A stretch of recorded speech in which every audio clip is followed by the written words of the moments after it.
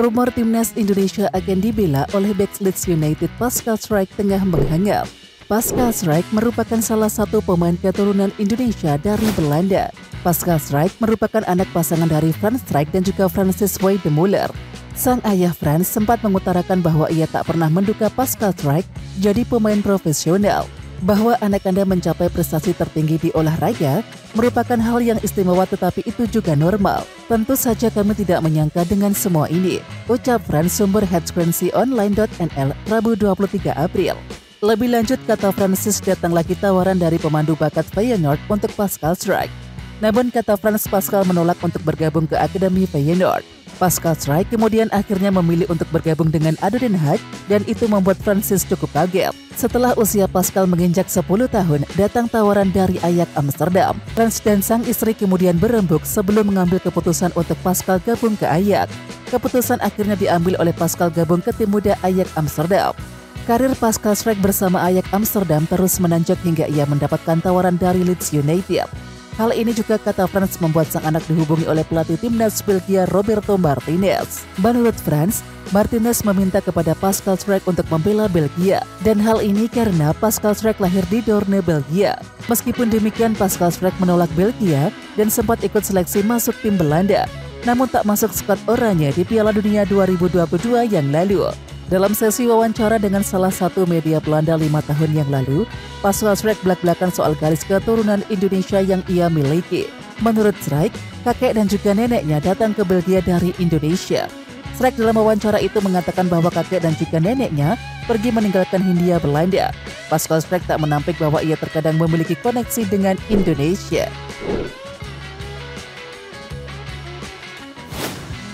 Pemain keturunan Dean Zandbergen belak-belakan memberikan kode ia bisa jadi tambahan amunisi di timnas Indonesia.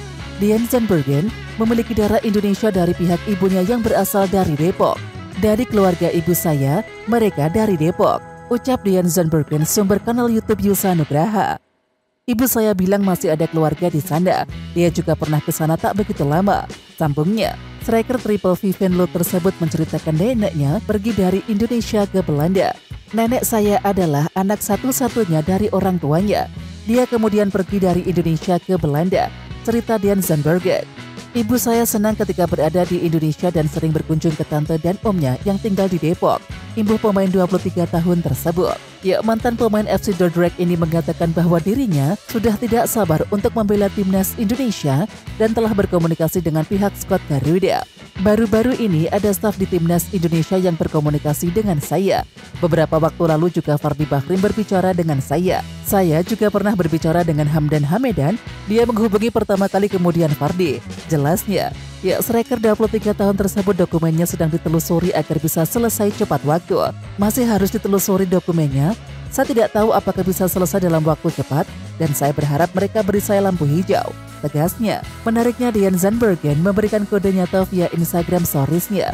Striker 23 tahun tersebut mengunggah potret dirinya dalam sebuah pertandingan. Nah, dalam postingan tersebut Dean Zandbergen menyamatkan emoji Garuda yang menyimbolkan ke timnas Indonesia. Menarik dinantikan apakah kode tersebut merupakan tanda bahwa striker Triple V Venlo tersebut akan dinaturalisasi.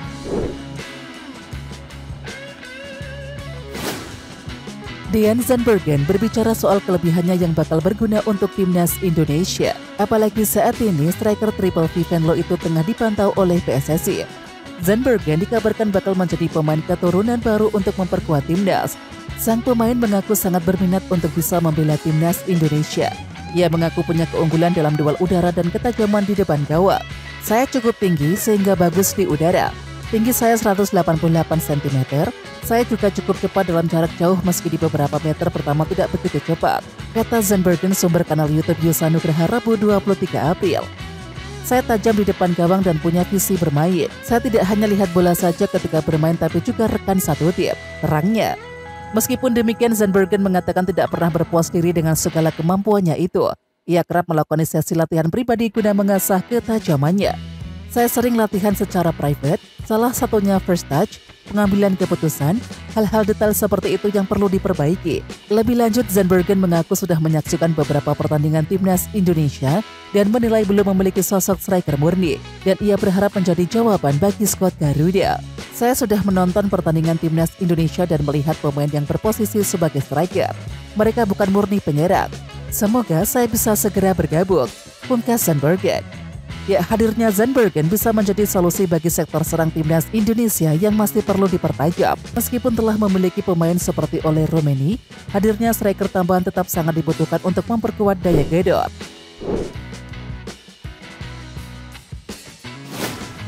Musim 2025 Major League Soccer atau MLS kembali menghadirkan sorotan terhadap salah satu penjaga gawang muda pemain keturunan Indonesia yang tampil gemilang, yakni Martin Paes. Martin Paes menunjukkan perkembangan signifikan bersama FC Dallas dan dinilai sebagai salah satu kiper yang konsisten sepanjang musim. Kiprah Martin Paes bukan hanya membawa stabilitas di sektor pertahanan, tetapi juga menjadi simbol kebangkitan klub yang berbasis di Texas tersebut. Performa impresif Martin Paes bukan tanpa alasan. Statistik menunjukkan dominasi dan juga perannya yang sangat vital. Dari 15 pertandingan yang telah dilakoni musim ini, Paes sukses mencatatkan 9 clean sheet. Dan catatan ini menempatkannya dalam jajaran penjaga gawang papan atas di MLS. Rasio penyelamatannya pun mencuri perhatian dengan angka mencolok 82,3%. Hal ini menggambarkan kemampuannya dalam membaca arah bola dan juga mengeksekusi penyelamatan secara efisien. Lebih jauh, Martin Paes telah melakukan 56 penyelamatan sepanjang musim atau rata-rata 3,7 penyelamatan per laga, dan hasil tersebut menjadikannya sebagai salah satu kiper tersibuk sekaligus paling tangguh di liga. Distribusi bolanya pun terbilang sangat akurat, mencapai 87%, yang membuktikan ia tak hanya kuat dalam bertahan, tetapi juga berperan dalam membangun serangan dari sektor belakang. Salah satu statistik yang paling menonjol adalah capaian expected goals prevented sebesar +5,6. Angka ini menandakan bahwa Martin Paes berhasil menggagalkan sejumlah peluang emas yang seharusnya berbuah gol jika dibandingkan dengan penjaga gawang rata-rata. Hal ini menunjukkan betapa besar kontribusinya dalam menjaga gawang FC Dallas tetap aman, terutama saat menghadapi lawan berat seperti LAFC dan juga Seattle Sounders. Saat melawan LAFC, misalnya Martin Paes tampil sebagai pahlawan dengan 6 penyelamatan krusial yang menyelamatkan tim dari kekalahan. Momentum seperti ini menjadi bukti konkret bagaimana sosoknya menjadi kiper yang dapat diandalkan dalam situasi-situasi genting. Tak heran jika para pendukung menjadikannya favorit dan pelatih menjadikannya kunci utama dalam strategi bertahan tim. Selain kemampuan teknis, aspek kepemimpinan dari Martin Paes juga semakin menonjol. Ia dikenal sebagai sosok yang vokal dalam mengatur organisasi pertahanan. Komunikasinya dengan barisan belakang berjalan efektif, menjadikan sektor pertahanan Dallas salah satu yang paling rapi di kompetisi musim ini. Banyak pengamat menyebutkan bahwa Martin Paes berada dalam jalur yang tepat untuk menjadi legenda klub, mengikuti jejak nama besar seperti Mark Dodd. Media lokal dan juga nasional di Amerika Serikat pun mulai melirik ketangguhan Martin Paes. Pujian terhadap kecermatannya membaca permainan dan refleks cepat menjadi headline di banyak pemberitaan. Meskipun usianya masih tergolong muda untuk ukuran seorang penjaga gawang profesional, kematangannya dalam mengambil keputusan membuatnya tampil seperti kiper senior dengan jam terbang tinggi. Dengan penampilan yang kian solid, Martin Paes telah menyampaikan ambisinya untuk bertahan lama di FC Dallas dan membawa klub ini meraih kejayaan. Keinginannya bukan sekedar menjadi pemain penting di tim, tetapi juga menjadi bagian dari sejarah besar klub.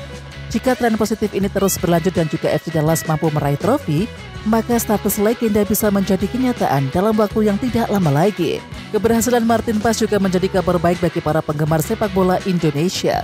Dan kini FC Dallas tampaknya telah menemukan sosok penjaga gawang istimewa untuk masa depan.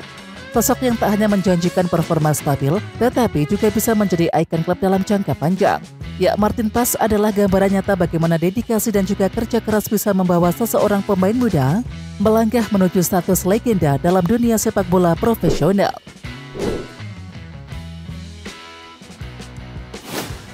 Pelatih tim ASEAN All-Star Kim Sang-sik makin pusing dengan kabar terkini di skuadnya. Sejauh ini sudah ada 17 nama yang telah diumumkan ke publik, dan rinciannya ada 2 kiper, 6 back, 5 gelandang, dan 4 striker. Tim ASEAN All-Star bakal melawan Manchester United dalam laga eksibisi di Stadion Bukit Jalil Kuala Lumpur pada tanggal 28 Mei 2025. Ada 2 pemain timnas Indonesia yang dipanggil ke tim asuhan Kim Sang-sik tersebut. Keduanya adalah Asnawi Mangkualam dan juga Muhammad Ferrari. Keduanya membela timnas Indonesia di ajang ASEAN Cup 2024. Dan total ada 9 negara yang telah mengumumkan perwakilannya. Malaysia, Thailand, Vietnam, dan Indonesia telah mengumumkan perwakilannya masing-masing. Tinggal Filipina dan juga Singapura yang belum mengumumkan perwakilannya ke skuad ASEAN All-Star. Namun kabar buruk datang dari negeri jiran Malaysia.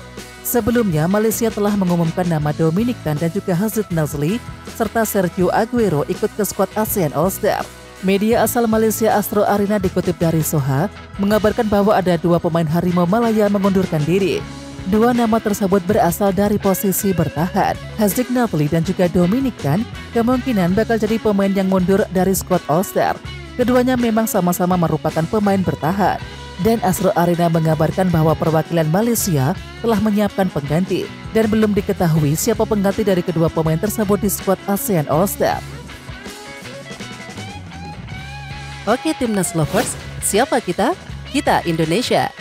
Ayo kita dukung terus sepak bola tanah air Indonesia. Jangan lupa dukung terus Garuda Raya Channel dengan subscribe, like, dan komen karena saran dan kritik kalian sangat bermanfaat untuk perkembangan channel ini. Tungguin video selanjutnya dari Garuda Raya Channel. Salam olahraga.